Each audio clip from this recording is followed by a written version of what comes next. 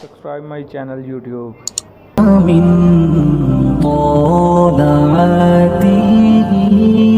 फिर हज़रत नूह अलैहिस्सलाम और उनकी कौम के हालात बयान हुए कि नूह अलैहिस्सलाम ने जब अपनी कौम को तौहीद की दावत दी और इनकार पर आज़ाब इलाही से डराया तो कौम के सरदारों ने उनसे कहा, भला क्या कहा? कहने लगे आप तो हम जैसे बशर हैं, तो हमारी तरह ही हैं आप, और आपके पैरोकार पसमानदा यानी गरीब लोग हैं और कम अकल लोग हैं। हमारी राय में आपको माज़अल्लाह हम पर कोई फजीलत हासिल नहीं, बल्कि माज़अल्लाह सुम्मा माज़अल्लाह। कहने लगे आप तो झूठे हैं, अल्लाह के नबी को कह रहे हैं माज़अल्लाह अस्तगफिरुल्लाह। नूह अलैहिस्सलाम ने जवाब दिया कि मैं अपने रब की जानिब से वाज़े दलील रखता हूँ और उसने मुझे रहमत से नवाजा है, लेकिन तुम मेरे मकाम को समझने की सलाहियत नहीं रखते, तुम इतनी सलाहियत रखते नहीं हो। और फिर इरशाद फरमाया कि मैं तुमसे दावत हक के सिले में किसी अजर का तलबगार नहीं हूँ और ना ही मैं अहले ईमान को अपने पास से धुतकारने वाला हूँ, और मैंने ये दावा भी नहीं किया कि मेरे पास अल्लाह के खजाने हैं, और ना मैं अज खुद गैब जानने वाला हूँ, और ना ही मैं ये कहता हूँ कि मैं फरिश्ता हूँ, ना मैं ये कहता हूँ कि जिन लोगों को तुम अपनी नजरों में हकीर जानते हो अल्लाह उन्हें खैर से नहीं नवाजेगा। फरमाया ये ठीक है कि अल्लाह बशरों में से रसूल बनाता है, पर जिसे बनाता है फिर उसे बड़ी शानें अता फरमाता है। पहले दिन से इंसान का ये मसला है, पहले दिन से इंसान का ये मसला है कि वो कहता है मैं इंसान से हिदायत हासिल करूं, लेकिन रब ने भी कानून बनाया है कि अल्लाह तबारक व तआला बंदे पर ही वही फरमाता है।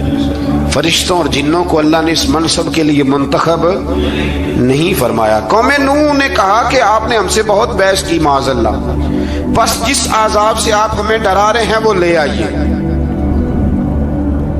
तो नूह अलैहिस्सलाम ने कहा कि अल्लाह चाहेगा तो तुम पर आजाब भी आ ही जाएगा। आयत नंबर 37 से 47 में बताया कि अल्लाह ताला की तरफ से नूह अलैहिस्सलाम को हुक्म हुआ कि हमारी निगरानी में और हमारी वही के मुताबिक आप कश्ती बनाइए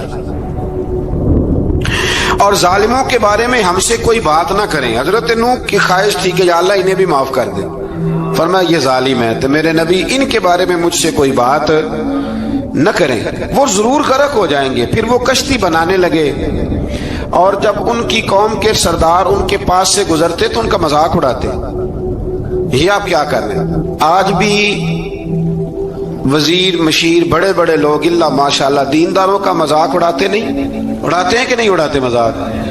ये किन का तरीका है? ये तो कुरान मजीद कह रहा है कि हजरत नूह की कौम जो काफिर थी उनका तरीका है अहले ईमान का मजाक उड़ाना। तो वो मजाक उड़ाने लगे। नूह अलैहिस्सलाम ने कहा कि वो वक्त आने वाला है कि जब तुम्हारा मजाक उड़ाया जाएगा और तुम्हें पता चल जाएगा कि रुस्वाकुन अजाब किस पर आएगा। अल्लाह ताला ने फरमाया जब हमारा हुक्म आजाब आ पहुंचा और तंदूर उबलने लगा, तंदूर से आग निकला करती है, पानी नहीं निकला करता, और नूह अलैहिस्सलाम की कौम पर जब अजाब आया तो पानी तंदूर से निकला, तंदूर से अल्लाह ने पानी निकाला, जहां से पानी निकला नहीं करता, तंदूर उबलने लगा। अल्लाह अकबर। तो अल्लाह तबारक व तआला ने फरमाया तो हमने नूह अलैहिस्सलाम से कहा कि आप खुद और अपने घर वालों के साथ इस कश्ती में सवार हो जाएं और अहले ईमान को भी सवार कर लें और हर चीज के जोड़े यानी नार और मादा को सवार कर लें, और उनके साथ ईमान वाले बहुत काम थे। हजरत नूह अलैहिस्सलाम दुआएं पढ़ते हुए सवार हो गए। फिर क्या हुआ? कश्ती उन्हें पहाड़ों जैसी मौजों में ले जा रही थी कि नूह अलैहिस्सलाम अलग खड़े हुए अपने बेटे से फरमाने लगे या बेटे हमारे साथ कश्ती में सवार हो जा और काफिरों के साथ ना रहो। उसने यानी नूह अलैहिस्सलाम के बेटे ने कहा कि मैं आपके साथ नहीं बैठूंगा, अभी कोई पहाड़ आएगा तो मैं पहाड़ की पनाह ले लूंगा। अगर किसी नेक आदमी का बेटा कभी गलत निकल आया तो इसका मतलब ये नहीं कि उसने तरबियत ठीक नहीं की। हाँ, ये इतराज छोड़ दें, इसलिए कि नूह अलैहिस्सलाम का बेटा काफिर हो गया और जब सैलाब नजर आया तो उससे कहा कि आजा सवार हो जा, तो कहने लगा मैं नहीं बैठूंगा, मैं तो किसी पहाड़ की पनाह ले लूंगा और मैं उसके अंदर छुप जाऊंगा और वो पहाड़ मुझे पानी से बचा लेगा। नूह अलैहिस्सलाम ने कहा आज अल्लाह के हुक्म के सिवा कोई बचाने वाला نہیں ہے سوائے اس کے جس پر اللہ رحم فرمائے۔ پھر ان دونوں کے درمیان موج حائل ہو گئی، ایسے ایک موج اٹھی اور حضرت نوح کا بیٹا ڈوب گیا۔ اور جب حضرت نوح کا بیٹا ڈوبا، اللہ کی طرف سے حکم ہوا اے زمین اپنا پانی نگل لے، اے آسمان تھم جا، پانی خشک ہو گیا۔ اللہ کا فیصلہ نافذ ہو گیا اور کشتی کوہ جودی پر ٹھہر گئی۔ نوح علیہ السلام نے اللہ سے التجا کی، کیا میرے پروردگار میرا بیٹا اور میرے اہل سے ہے، اور تیرا وعدہ سچا ہے کہ تم میرے اہل کو بچا لے گا۔ اللہ نے فرمایا نوح وہ آپ کے اہل میں سے ہے ہی نہیں، وہ آپ کے اہل میں سے ہے ہی نہیں۔ اہل میں سے وہ ہوگا جو آپ کے طریقے پہ چلے گا، جو طریقے پہ نہ چلے وہ نسل میں سے ہے ہی نہیں، وہ ختم ہو گئی بات۔ اللہ اکبر۔ اس کے اعمال ٹھیک نہیں، جس بات کی حقیقت کا آپ کو معلوم نہ ہو اس کے بارے میں سوال نہ کریں۔ تو نوح علیہ السلام نے اللہ تعالیٰ سے اپنی اس اجتہادی خطا پر مغفرت اور رحم کی دعا کی۔ پھر طوفان نوح تھم جانے کے بعد وہ سلامتی کے ساتھ اتر گئے۔ اجتہادی خطا میں نے ایک لفظ بولا ہے، یہ اجتہادی خطا کا مطلب یہ ہے کہ بعض اوقات انبیاء سے ایسی باتیں سرزد ہو جاتی ہیں کہ جو تعلیم امت کے لیے ضروری ہوتی ہیں، تاکہ لوگوں کو پتہ چل جائے کہ اللہ کی بارگاہ میں توبہ کیسے کرنی ہے۔ اگر وہ لوگ توبہ نہ کرتے تو ہمیں توبہ کے طریقے سمجھ میں، یعنی ان سے اجتہادی خطا ہو گئی، کہنے میں کرنے میں کوئی ایسی بات ہو گئی جو بظاہر اللہ تعالیٰ کی رضا والی، تو فوراً معافی مانگ لیتے تھے۔ لیکن اب امتی اٹھ کے کہے کہ نبی گناہ گار ہے معاذ اللہ۔ حضرت آدم نے دعا مانگی تھی نا، ربنا ظلمنا انفسنا، اے اللہ ہم نے اپنی جانوں پر ظلم کیا۔ انہوں نے کہا تھا تو اگر کوئی بندہ حضرت آدم کو ظالم کہے گا تو کافر ہو جائے گا، تو اگر وہ کہے کہ وہ تو خود کہہ رہے ہیں، ایک بندہ اڑ جاتا ہے کہتے ہیں جو خود کہہ رہے ربنا ظلمنا، وہ خدا کے بندے، وہ اللہ کے نبی ہیں، وہ رب سے کہہ رہے ہیں، وہ عاجزی کے طور پر کہہ رہے ہیں۔ کچھ لوگ اڑ جاتے کہتے خود حضور نے کہا ہے جی انا بشر مثلکم، میں تمہاری طرح کا بشر ہوں، خود نبی پاک نے کہا ہے۔ تو عجیب بیوقوف بندے ہو، نبی کریم تو کہہ سکتے ہیں پر امتی اٹھ کے نہیں کہہ سکتا۔ اس نے تو کہنا ہے وہ حبیب اللہ ہے، اس نے تو کہنا ہے وہ قیامت میں شفاعت کرنے والے ہیں، امتی نے تو کہنا ہے وہ سارے نبیوں کے سردار ہیں، وہ امام الانبیاء ہیں۔ امتی وہ لفظ ادا کرے گا جو اس کے بنتے ہیں۔ اب کوئی بندہ اٹھ کے کہہ دے، دیکھے نا ایک بہت بڑا عالم تقریر کرتے ہوئے کہہ دی میں تو ان پڑھ آدمی ہوں، تو اس کا شاگرد کہے کہ استاد جی قسم اٹھائے ہاں آپ نے تقریر میں کہا نہیں میں ان پڑھ ہوں، آپ تو ان پڑھ ہے۔ تو یہ بات ادب ہے کہ بے ادبی ہے؟ چلیں اس سے آگے چلتے ہیں، یہ بھی ذرا مشکل سے سمجھ میں آئے گی۔ ایک اور بات جو جلدی سمجھ میں آ جائے گی، ایم این اے جب اعلان کرتا ہے، تقریر کرتا ہے، الیکشن لڑتا ہے تو کہتا نہیں میں قوم کا خادم ہوں، کہتے ہیں نا کہ میں قوم کا خادم سے آپ کیا کچھ کراتے ہو؟ سارے کام کراتے ہیں نا۔ خادم کو بندہ یہ بھی کہہ لیتا ہے کہ ذرا جھاڑو دے دے گلی میں، کہتے ہو کہ نہیں کہتے؟ تو اس نے بھی تو سپیکر میں کہا میں خادم ہوں، کہو اس سے کہ جھاڑو دے گلی میں آ کے، پھر پتہ کیا حال ہوگا؟ جھاڑو تو نہیں آئے گا اور ہو سکتا ہے کچھ ہے آ جائے۔ تو اس لیے اب کوئی بندہ کہے جنہوں نے خود کہا، تو ایک کچھ پوری جماعت ہے لوگوں کی جو بات کو سمجھتی نہیں، کہتے ہیں خود کہا میں بشر ہوں، انہوں نے خود کہا میں غیب نہیں جانتا، انہوں نے خود کہا میرے پاس خزانہ کوئی نہیں، انہوں نے خود کہا میرے پاس کوئی شے نہیں۔ تو اس لیے آپ سمجھیں کسی کے لفظوں پر اگر آپ گرا لگا کے بیٹھیں گے تو پھر اس سے بے ادبی ہوگی۔ تو نوح علیہ السلام نے اللہ سے اپنی اجتہادی خطا کی معافی مانگی۔ اب حضرت نوح کو کوئی خطا کار کہے گا تو بہت بڑا مجرم بن جائے گا، اس لیے کہ وہ اللہ کے نبی۔ آیت نمبر 50 میں قوم عاد کا ذکر ہے، اور ان کی طرف دعوت توحید دینے کے لیے اللہ تعالیٰ نے حضرت ہود علیہ السلام کو بھیجا۔ ہود علیہ السلام نے قوم سے کہا کہ میں تم سے کسی چیز کا اجر طلب نہیں کروں گا، میرا اجر میرے اللہ کی بارگاہ میں ہے، بس تم اپنے رب سے بخشش مانگو، پھر اس کی بارگاہ میں توبہ کرو، اللہ تعالیٰ تم پر موسلا دار بارش برسائے گا اور تمہاری قوت میں اضافہ فرمائے گا۔ قوم عاد نے دعوت حق کو رد کیا اور ایمان نہ لائے، بلکہ ہود علیہ السلام پر طنز کیا۔ وہ کہنے لگے کہ ہمارے تو معبودوں نے، ہمارے بتوں نے معاذ اللہ آپ کو پاگل بنا دیا ہے، آپ کو مجنون بنا دیا ہے۔ الٹا حضرت ہود کو کہنے لگے اس لیے آپ ایسی باتیں کرتے ہیں۔ ہود علیہ السلام نے کہا میں اللہ کو گواہ بناتا ہوں اور تم بھی گواہ رہنا کہ میں تمہارے شرک سے بری ہوں، اور میں اللہ پر توکل کرتا ہوں، اور میں نے رسالت کا حق ادا کر دیا ہے۔ آیت نمبر 58 میں اللہ تعالیٰ نے فرمایا جب ہمارے عذاب کا وقت آ گیا تو ہم نے اپنی رحمت سے ہود اور ان کے ساتھ مومنوں کو نجات عطا کی۔ قوم عاد نے اللہ کی نشانیاں اور رسولوں کو جھٹلایا اور دنیا اور آخرت میں لعنت کے حقدار ہوئے۔ آیت نمبر 61 میں پھر سے حضرت صالح علیہ السلام اور ان کی قوم سمود کے حالات کو بیان کیا گیا ہے۔ حضرت صالح نے کہا ہے میری قوم اللہ وحدہ لا شریک کی عبادت کرو، اس سے بخشش طلب کرو، اس کی بارگاہ میں توبہ کرو، اس نے تمہیں زمین سے پیدا کیا ہے، اس پر آباد کیا ہے۔ جواب دیا ہے صالح ہمارے آباء و اجداد کے معبودوں کی عبادت کو روکنے سے پہلے ہمیں آپ سے بڑی امیدیں تھیں اور اب آپ ہمیں روکنے لگ گئے ہیں باپ دادا کے دین سے، لیکن اب ہمیں آپ کی دعوت کے بارے میں شکوک ہیں۔ صالح علیہ السلام نے اپنی قوم سے کہا کہ یہ اللہ کی اونٹنی ہے اور یہ تمہارے لیے نشانی ہے، اسے چرنے کے لیے آزاد چھوڑ دو اور اسے تکلیف نہ دینا۔ اللہ اکبر، ورنہ تمہیں عذاب پہنچے گا۔ انہوں نے اونٹنی کی کونچیں کاٹ ڈالی۔ صالح علیہ السلام نے کہا تم صرف 3 دن اپنے گھروں میں مزے اٹھا لو، 3 دن، پھر اللہ کا یقینی عذاب آئے گا۔ پھر ایک چنگاڑ نے ان کو آ دبوچا، وہ اپنے گھروں میں گھٹنوں کے بل اوندے پڑے رہ گئے۔ صرف صالح علیہ السلام ان کے ساتھ اہل ایمان اس عذاب سے بچے۔ یہ 3 قوموں کا ذکر ہو گیا، نوح علیہ السلام کی قوم کا بھی، ہود علیہ السلام کی قوم کا بھی اور حضرت صالح علیہ۔ آگے اللہ تبارک و تعالیٰ نے آیت نمبر 69 میں اس بات کا بیان فرمایا کہ حضرت ابراہیم علیہ السلام کے پاس فرشتے بشری شکل میں آئے، انسانی شکل۔ انہوں نے اجنبی مہمانوں کے لیے بچڑے کا بھنا ہوا گوشت تیار کرایا۔ آپ یقین کریں کچھ باتیں لوگ ایسی بیان کرتے ہیں کہ جن کو نہ سن کے بندے کا دل کرتا ہے کہ اس بندے کو بتائیں کہ یار یہاں تو دین سارا پڑھ۔ ایک صاحب مجھے کہنے لگے جی میں ایک پیر صاحب کے پاس گیا تھا تو بڑی مرغن غذائیں تھیں، انہوں نے میری بڑی خدمت کی پر مجھے نہیں اچھا لگا، پیروں کو چاہیے سادی روٹی رکھیں۔ میں کہتا ہوں پیراں واسطے لسٹ بنا خاں انہوں نے کس طرح کا ہونا چاہیے۔ یہ بہت بڑی مصیبت ہے، اگر آپ سادہ کھانا کھلا دیں تب بھی اعتراض ہے، اچھا کھلا دیں کہنے رولا ہے کوئی پیر چوکھے مالدار، دونوں طرف سے مسئلہ۔ تو کہنے لگا جی نہیں پیروں کا کیا کام ہے، وہ کڑائیاں اور وہ سارے۔ تو پھر میں نے انہیں کہا کہ آپ اس طرح کریں، گھر جا کے نا تو 12ویں سپارے کی تلاوت کریں۔ حضرت ابراہیم نے اپنے مہمانوں کے لیے بھونا ہوا کھانا تیار فرمایا تھا۔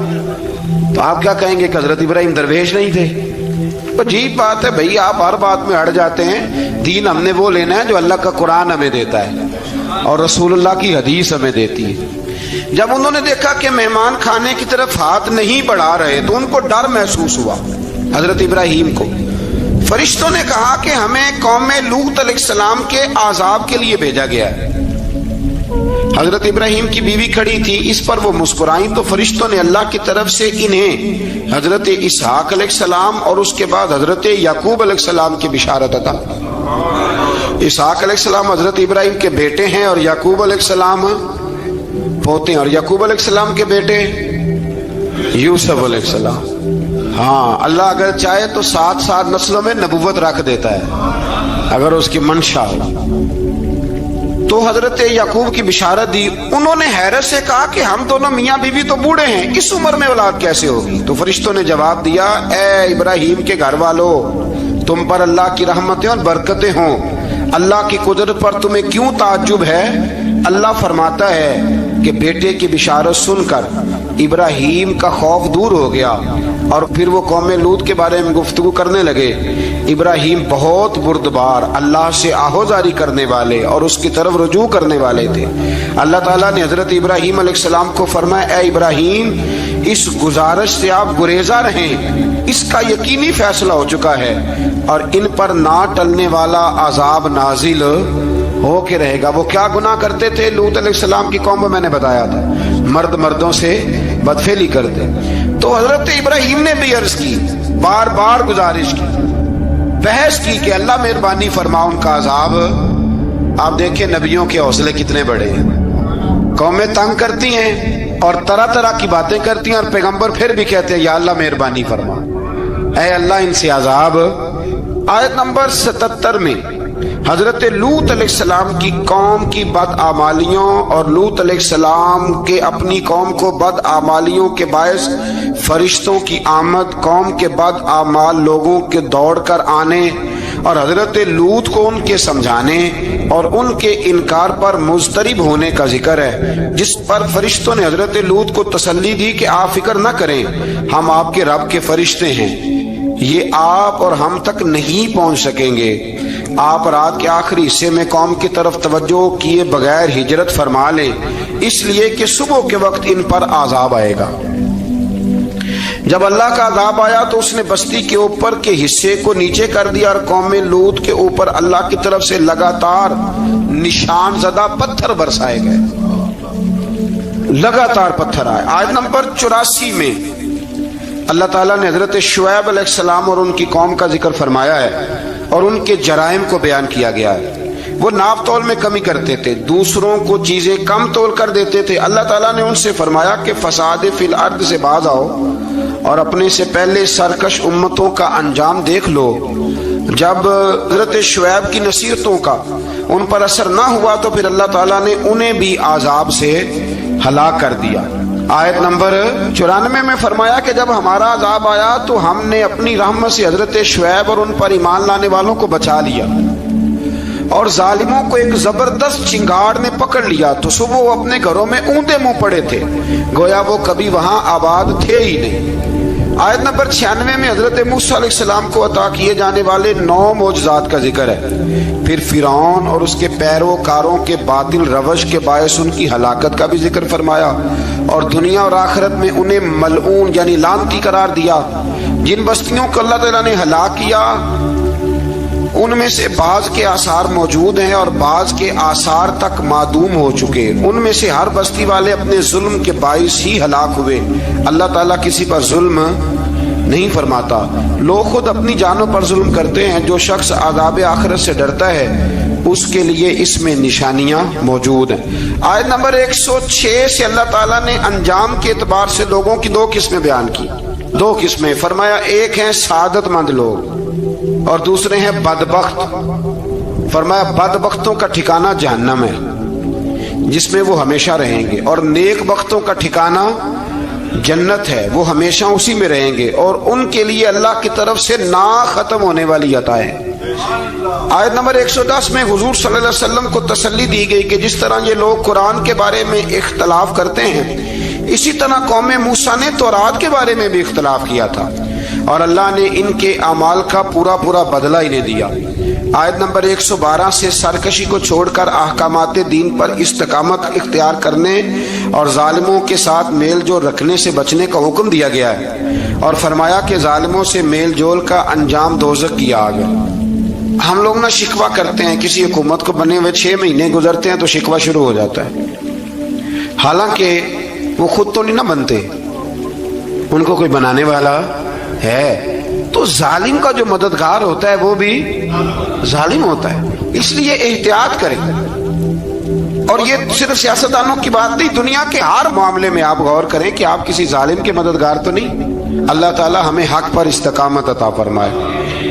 آیت نمبر 114 میں دن کے دونوں طرفوں میں اور ابتدائی رات کے کچھ حصے میں اللہ تعالیٰ نے نماز قائم کرنے کا حکم دیا ہے، رات کے کچھ حصے میں بھی نماز پڑھنی چاہیے، اور یہ بھی بتایا کہ بے شک نیکیاں گناہوں کو مٹا دیتی ہیں، اور یہ نصیحت قبول کرنے والوں کے لیے نصیحت ہے۔ آیت نمبر 120 میں اللہ تعالیٰ نے فرمایا کہ ہم آپ صلی اللہ علیہ وسلم کو رسولوں کی تمام خبریں آپ کے دل کی تسکین اور تقویت کے لیے بیان کرتے ہیں، اور ان میں مومنوں کے لیے نصیحت اور عبرت ہے کہ ان ساری باتوں سے عبرت پکڑ لو۔ بچہ صرف وہی جو اللہ کے نبیوں کے طریقے پہ چلا اور نبیوں کے ساتھ رہا، باقی بچ سکے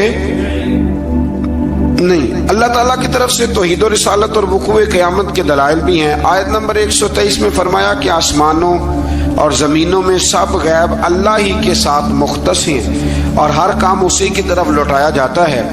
آپ اسی کی عبادت کیجئے، اسی پر توکل کیجئے، اور آپ کا رب لوگوں کے اعمال سے غافل نہیں ہے۔ اسی بارے میں نا آگے سورۃ یوسف شروع ہو رہی ہے، اس کو اللہ تعالیٰ نے کہا ہے کہ یہ بڑا پیارا قصہ ہے، احسن القصص کا، قصوں میں سونا قصہ۔ تو یہ کچھ 12ویں پارے میں اور کچھ 13ویں پارے میں ہے. میں نے یہ ارادہ کیا ہے کہ یہ ایک ہی دن پوری بیان کی جائے. قوم سبت کا ذکر فرمایا اللہ نے. ہفتے والے دن کچھ لوگ نافرمانی کرتے. ہمارے بھی ہیلے بہانے ہیں نا آج کل کاروبار میں. تو اسی سپارے کی آیت نمبر 65 کے اندر اللہ تعالیٰ نے حضرت داؤد کی قوم کا ذکر کیا کہ اللہ نے انہیں حکم دیا تھا کہ ہفتے والے دن مچھلیاں نہیں پکڑنی. تو وہ کہتے تھے چلو ہاتھ لگا کے نہیں پکڑنی, ہاتھ لگا کے. وہ ہمارے لوگ ہیلے بہانے تلاش کر لیتے ہیں نا. وہ بڑے جناب انشورنس والا آ گیا, اب وہ بینک والا آ گیا, اب وہ فلانے صاحب آ گئے, وہ تروڑ مروڑ کے کہانیاں باتیں, اور پھر ہمیں بھی رستے مل جاتے ہیں بچنے کے. مفتی صاحب نے کہہ دیا تھا ایک مولانا سے میں نے ان کو کہا ہفتے والے دن مچھلیاں نہیں پکڑنے کا. نہیں پکڑتے, چھوٹے چھوٹے حوض بنا لیے. تو مچھلیاں زیادہ آتی تھی اس دن, یہ بھی اللہ کی قدرت تھی. نماز کے وقت گاہک زیادہ آتے ہیں, یہ اس کی قدرت ہوتی ہے. تو وہ مچھلیاں حوض میں جمع ہو جاتی ہیں. یوں سمجھ لیں کہ جال انہوں نے لگا لیے ہوئے, تو جال میں وہ پھنستی رہتی تھی, حوضوں میں آتی رہتی تھی. ہفتے کو نہیں پکڑتے تھے, اتوار کو پکڑ لیتے تھے. تو پھر اللہ نے انہیں سزا دی. فرمایا تماشے کرتے ہو اللہ کے حکم کے ساتھ. کیا سزا دی؟ فَقُلْنَا لَهُمْ كُونُوا قِرَادَةً خَاسِئِينَ. فرمایا بندر بن جاؤ دھتکارے ہوئے. جو رزق حرام طریقے سے کماتے تھے رب انہیں بندر بنا دیتا تھا. ابھی بھی میں نے دیکھے ہیں بڑے بڑے تاجر پاگلوں جیسی زندگی گزار رہے ہیں. نفسیاتی طور پہ سکون نہیں ہے, کروڑوں روپیہ پڑا ہے. کیوں؟ اس لیے کہ رب کے بتائے ہوئے طریقے کے مطابق تجارت نہیں کرتے. آگے ایک اور دلچسپ بات آ گئی. بنی اسرائیل کے اندر نا ایک شخص نے اپنے چچا کو قتل کر دیا جائیداد کے لیے. یہ دیکھیں کب سے لوگ جائیداد کے لیے قتل کرتے آ رہے ہیں. چچا کو قتل کر دیا, اور قتل کر کے حضرت موسیٰ علیہ السلام کے پاس آئے کہ میرے چچا کو کسی نے قتل کر دیا ہے, تو بتائیں کیا کرنا ہے. تو آپ نے فرمایا کہ گائے ذبح کرو, اور اس کا ایک ٹکڑا مقتول کو مارو, مرنے والے کو. وہ خود اٹھ کے بتا دے گا مجھے کس نے قتل کیا ہے.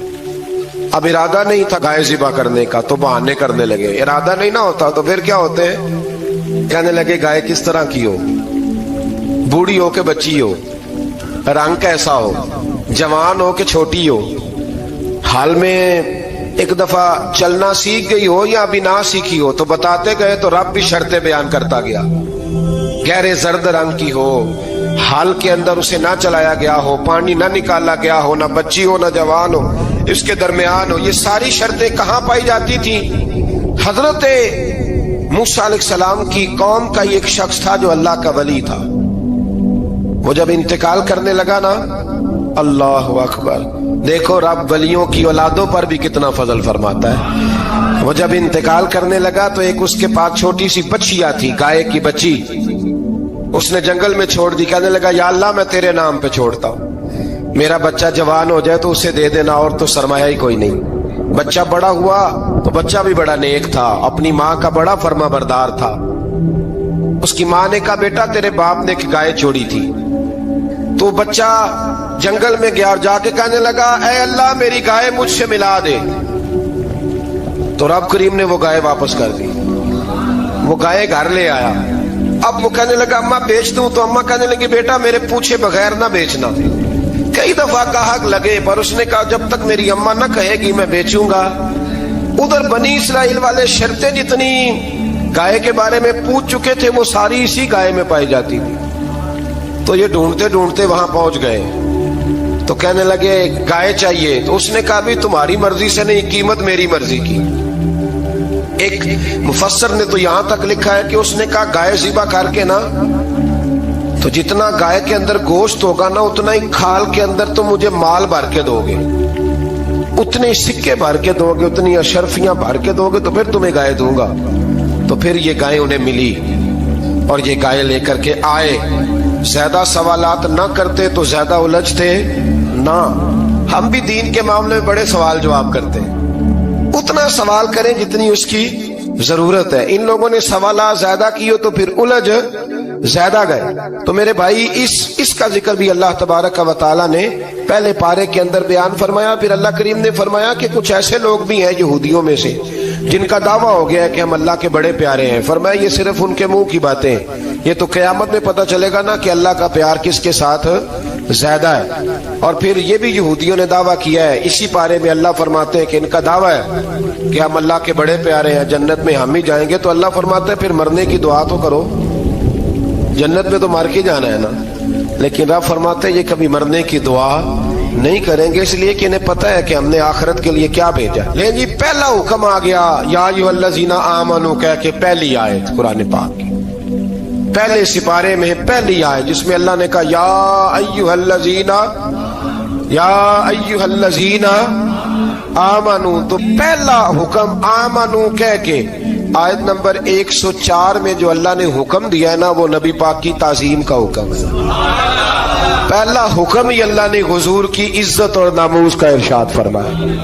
پہلا اس ترتیب کے لحاظ سے وہ ہوا یہ کہ جب نبی پاک کو بات ارشاد کرتے تو صحابہ کرام اٹھ کے عرض کرتے رائینا یا رسول اللہ, حضور سمجھ نہیں آئی ذرا رعایت کر دے. تو یہودیوں کی عبرانی زبان کے اندر نہ ذرا کھینچ کے پڑھتے تھے رائینا, تو اس کا معنی بنتا تھا معاذ اللہ اے ہمارے چرواہے.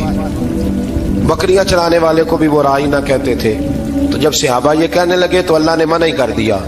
فرمایا میرے محبوب کے غلاموں اس لفظ کے پیچھے چھپ کے, اس لفظ کے پیچھے چھپ کے لوگ میرے نبی کی بے ادبی کر جاتے ہیں. تو جس لفظ کا کوئی ایک معنی بے ادبی والا بنتا ہو وہ لفظ بھی میرے نبی کے لیے نہ کہو. لفظ وہ والے کہو جس میں کوئی بے ادبی کا معنی نکلے نہ.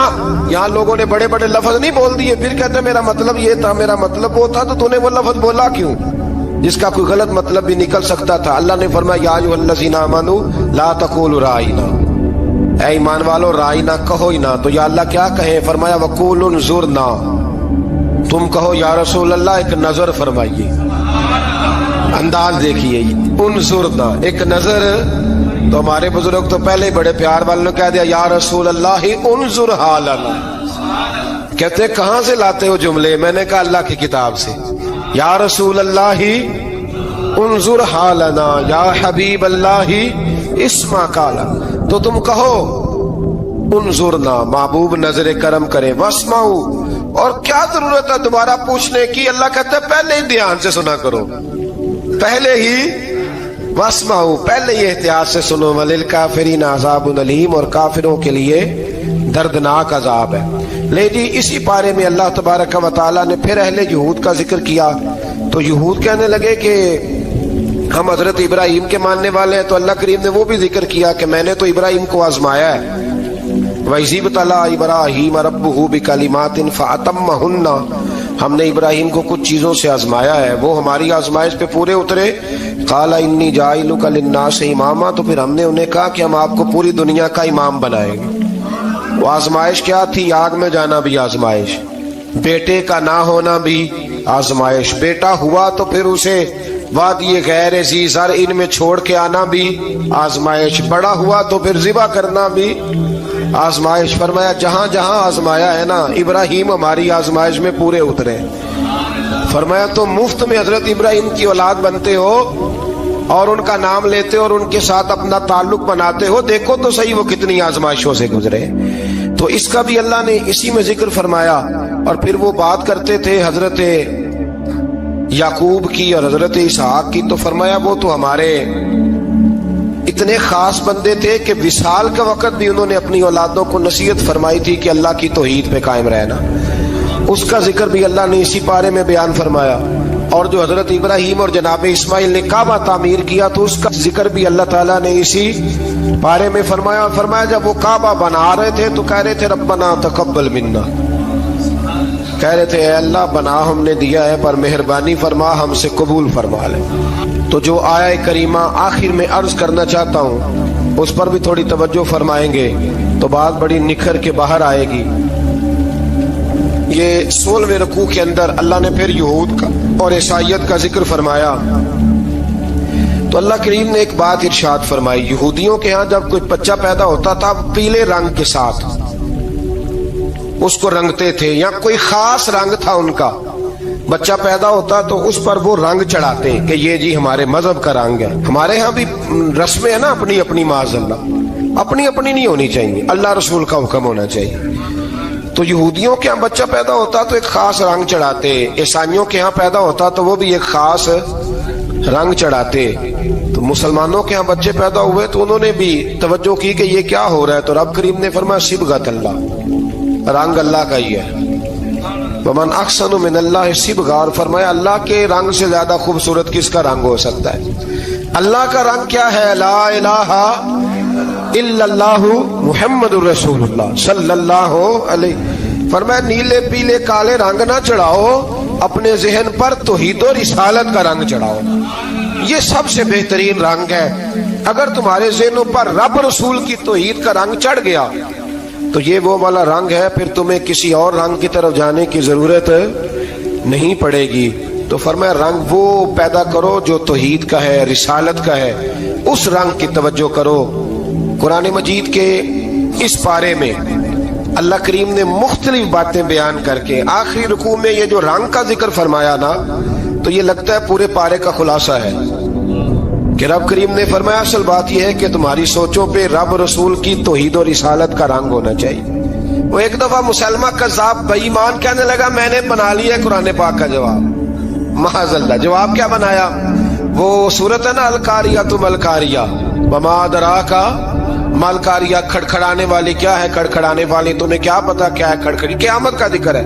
कहने लगा मैंने इस जैसी सूरत बना लिया, तो क्या बनाया? अलफील मलफील वमा अदराका मलफील। कहने लगा हाथी, तुम्हें क्या पता क्या हाथी, तुम क्या जानो क्या हाथी। तो पास जो उसके अपने बैठे थे ना चेले, कहने लगे चुप कर जा, सारे जमाने को पता है हाथी क्या होता है। तो पागल है, उसके दो कान होते हैं, एक सूंड होती है, चार उसके पैर होते हैं। बेवकूफ आदमी, कुरान का मुकाबला करना है तो कुछ चज के साथ कर, पागलों की तरह मुकाबला करेगा, जूते खाएगा भी, हमें भी पढ़वाएगा। तो कुरान मजीद का कोई मुकाबला कर सका? तो इस आया मुबारका में अल्लाह ने काफिरों को ये कहा अगर मुकाबला नहीं कर सकते तो फिर अल्लाह से डरो, वरना दोज़ख में डाले जाओगे वो जिसका ईंधन आदमी और पत्थर है, और बनाई भी काफिरों के लिए गई है। उइद्दत लिल काफिरीन, जहन्नम किसके लिए बनाई गई है? काफिरों और मुनाफिकों के लिए। मुसलमानों के लिए बनाई गई। मुसलमान मर्जी से छलांगे लगाएं तो इनकी मौज है, वरना इनके लिए जहन्नम, इनके लिए अल्लाह ने जन्नत बनाई है। और ये बात करते ही रब करीम ने फरमाया ए महबूब अलैहिस्सलाम, मोमिनों को खुशखबरी दे दे कि अल्लाह ने उनके लिए जन्नत बनाई है, उसमें बागात हैं, उन्हें रिस्क दिया जाएगा खाने के लिए, और उसमें उन्हें पाकीज़ा बीवियां दी जाएंगी, और फिर वो उसमें हमेशा रहेंगे, उन्हें उससे निकाला नहीं जाएगा।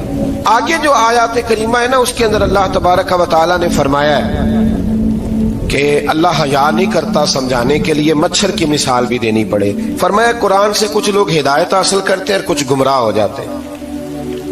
जब लोग अपनी मर्जी की तशरीहात चाहते हैं तो गुमराह होते हैं, और जब कुरान को रसूलुल्लाह सल्लल्लाहु अलैहि वसल्लम और उम्मत मुस्लिमा की तशरीहात की रोशनी में समझते हैं तो फिर अल्लाह हिदायत अता फरमाता है। फिर अल्लाह तबारक व तआला ने आगे इरशाद फरमाया हजरत आदम की पैदाइश का वाकया। कुछ मुफस्सिरीन ने लिखा अल्लाह ने मशवरा किया था फरिश्तों से, वइज़ क़ाल रब्बुका लिल मलाइकति इन्नी जाइलुन फिल अर्द खलीफा। लेकिन कुछ मुफस्सिरीन कहते हैं कि अल्लाह को जरूरत नहीं फरिश्तों से मशवरा कर देगी। अल्लाह ने फरिश्तों से मशवरा नहीं किया, बल्कि रब ने उन्हें आगाह फरमाया था कि मैं लगा हूं जमीन पे अपना नायब बनाने, मैं खिलाफत देने लगा हूं जमीन पे। अब ये तो देने वाली की मर्जी है ना, उसने किसको देनी है, ये तो देने वाले की मर्जी है ना उसने। तो कुछ लोग कहते हैं कि देने वाले से ज्यादा हमें पता है। तो फरिश्तों को भी ये इज्तिहादी खता हो गई, कहने लगे या अल्लाह इसे ना बनाना, ये फसाद करेगा, ये खून रेजियां करेगा। तो अल्लाह ने फरमाया जो मैं जानता हूं वो तुम। अल्लाहु अकबर। इमाम राजी फरमाते जब रमजान आता है तो अल्लाह फरिश्तों से कहता है जरा ये खोल के दरवाजे देखो ना, ये जमीन पे क्या कर रहे हैं। तुम तो कहते थे फसाद करेंगे और ये सारे तरावियां पढ़ रहे हैं। तुम तो गोया कहते थे फसाद करेंगे और ये तो देखो गोया रमजान के रोजे रख रहे, ये तो मेरी याद में निकले हुए। तुम कुछ कहते थे और देखो मैंने तुम्हें कहा था ना जो मैं जानता हूं वो तुम। अल्लाह ने फिर हजरत आदम अलैहिस्सलाम को तमाम जमाने के उलूम अता किए, इल्म सिखा लिया। तो फरिश्तों से कहा तुम भी इन चीजों के नाम बताओ, तो वो बता सके नहीं। अल्लाह ने फरमाया अब इस तरह करो, आदम को सजदा करो। सब ने सजदा किया सिवाय, वो कहने लगा या अल्लाह सिर्फ तुझे ही करना है, करना भी सिर्फ अल्लाह को चाहिए। پر رب کے آگے بھی جھکنا چاہیے، اور جس کے سامنے رب جھکائے نا وہاں بھی. اور یہ جو عاجزی ہے نا، یہ جو جھکنا ہے، یہ علم کے آگے ہے. ہماری مصیبت یہ ہے کہ ہم علم کے آگے بھی گردن جھکانے کو تیار نہیں ہوتے، وہاں بھی ہم خود عالم فاضل بن جاتے ہیں. تو فرمایا کہ سب سے کہا سجدہ کرو، سب نے سجدہ کیا سوائے ابلیس کے. تو پھر ہوا کیا؟ وکان من الکافرین، وہ کافروں میں سے ہو گیا. پھر اللہ نے حضرت آدم کو اور جناب حوا کو نا مقام دے دیا جنت میں رہنے کے لیے، اور کہا سارا کچھ کھانا، درخت کے قریب نہ جانا. ابھی آپ کسی سے کہہ دیں تھوڑا سا کہ پیچھے نہ دیکھنا، یعنی اگر میری سمجھ لیں ادب کی وجہ سے کوئی 1.5-2 منٹ یا 6 منٹ نہیں بھی نہ دیکھے گا تو سوچے گا ضرور کہ پتہ نہیں اب پیچھے کیا ہے، مصیبت کیا ہے. یعنی آپ کہہ کے دیکھ لیں کسی کو، پیچھے نہ دیکھنا. فطرت ہے نا انسان کی، وہ جستجو کرتا ہے. کہا اس درخت کے پاس نہ جانا. تو حضرت حوا سلام اللہ علیہا کہتے ہیں دل میں خیال رہتا تھا کہ آخر ہے کیا درخت کے پاس. یہی انسان کا عقیدہ توحید ہے کہ جہاں سے رب منع کر دے وہاں وہ منع ہو جائے. اور یہ ان کی خطا نہیں تھی، یہ اللہ کی حکمت تھی، چونکہ رب نے تو پہلے کہہ دیا تھا بنایا ہی زمین کے لیے، تو یہ تو سارا کچھ ہونا تھا تو زمین پہ آنا تھا نا. تو حضرت حوا اور جناب آدم کے پاس شیطان آیا، اب اس کو نکال تو دیا تھا پر ابھی اس کا جنت میں آنا جانا بند نہیں ہوا تھا، یہ بھی اللہ کی حکمت تھی. تو وہ کہنے لگا تمہیں پتہ ہے بعد میں مر جاؤ گے. تو حضرت حوا کہنے لگی کیا موت بھی آئے گی؟ کہاں، اس کی تکلیف بھی بڑی ہوگی، تو پھر بچیں گے کیسے؟ تو کہنے لگے پھل کھا لو اس درخت کا. تو بچنے کے لیے پھل کھایا تھا. اس طرح لوگ آج بہت سارے کام بچنے کے لیے کرتے ہیں پر بچ سکتے، بچنے کے لیے پھل کھایا تو اللہ نے فرمایا زمین پہ چلے جاؤ. تو حضرت آدم زمین پہ آئے، پھر کئی 100 سال روتے رہے. فَتَلَقَّى آدَمُ مِن رَبِّهِ کَلِمَاتٍ، تو پھر اللہ نے خود ہی جناب آدم کو کچھ کلمے سکھائے. علامہ اسماعیل لکی فرماتے ہیں وہ کلمے یہ تھے کہ حضرت آدم نے میرے نبی کا وسیلہ پیش کیا، اللہ کریم نے جناب آدم کی دعا کو مقبول فرما لیا. پھر آگے بنی اسرائیل کا ذکر آ جاتا ہے. اللہ تعالیٰ نے بنی اسرائیل، آج آپ اسی قوم کو یہودی کہتے ہیں، ان کو اللہ نے اس زمانے میں فضیلت عطا کی تھی بہت زیادہ. تو عرب کے اندر جب نبی پاک علیہ السلام نے اعلان نبوت کیا تو کچھ لوگوں نے یہ کہہ دیا کہ اگر یہ یہودی کلمہ پڑھ لیں گے تو ہم بھی پڑھ لیں گے. تو پھر اللہ نے انہیں یاد کرایا کہ تم اصل میں کیا ہو، تمہیں کلمہ پڑھنا چاہیے. تو اہل یہود کا تذکرہ کرتے کرتے رب کریم نے ایک بات یہ بھی ارشاد فرمائی کہ تم لوگوں کو تو کہتے رہے ہو کہ وہ نبی آنے والے ہیں، وہ نبی آنے والے ہیں، اور جب آ گئے ہیں تو ماننے کو تیار نہیں ہو. تو فرمایا تأمرون الناس بالبر وتنسون انفسکم وانتم تتلون الکتاب، لوگوں کو بھلائی کا حکم دیتے ہو اور اپنے آپ کو بھول جاتے ہو. افلا تعقلون، تمہیں عقل نہیں؟ پھر اللہ نے انہیں یہ بھی یاد کرایا کہ یاد کرو وہ زمانہ کہ جب فرعون نے خواب دیکھ لیا تھا کہ کوئی بچہ اس کی سلطنت کو تباہ کرے گا، تو پھر اس نے تمہارے بچوں کو ذبح کرانا شروع کیا اور تمہاری بیٹیوں کو چھوڑتا تھا. فرمایا یہ بھی تو تم نے دیکھا، میں نے تمہیں پھر تم سے کہا جہاد کرو قوم عمالقہ کے خلاف، تو مقام طیہ میں جا کے یہ لوگ کہنے لگے ہم سے جہاد نہیں ہوتا. اللہ نے انہیں ایک میدان میں قید کر دیا. بڑی دلچسپ بات، قید تو لوگ ہوتے ہیں نا چار دیواری میں، تو اللہ نے بنی اسرائیل والوں کو جب انہوں نے کہا جہاد نہیں کریں گے تو اللہ نے میدان میں قید کر دیا. میدان میں، یہ یاد رکھیں، جب انسان اللہ کی نافرمانی کرتا ہے تو اسے ایسی قید ملتی ہے جس کا اس نے تصور بھی نہیں کیا ہوتا. ایک میدان ہے مقام طیہ، قید ہو گئے. سارا دن سفر کرتے تھے، سارا دن، تو رات کو تھک کے سوتے تھے، صبح اٹھتے تھے نا جب، تو وہیں ہوتے تھے جہاں کل صبح چلے تھے. تو رب جب کسی کو قیدی بناتا ہے تو اسے زنجیروں کی، سلاخوں کی ضرورت. دعا فرمائے اللہ تبارک و تعالی غموں سے نجات عطا فرمائے. یہ دعا فرمائے، ایسی قید دیتا ہے کہ جس سے پھر چھٹکارا ہو سکتا. تو بنی اسرائیل کا بہت زیادہ تذکرہ اس بارے میں اللہ تبارک و تعالی نے پھر بیان کیا.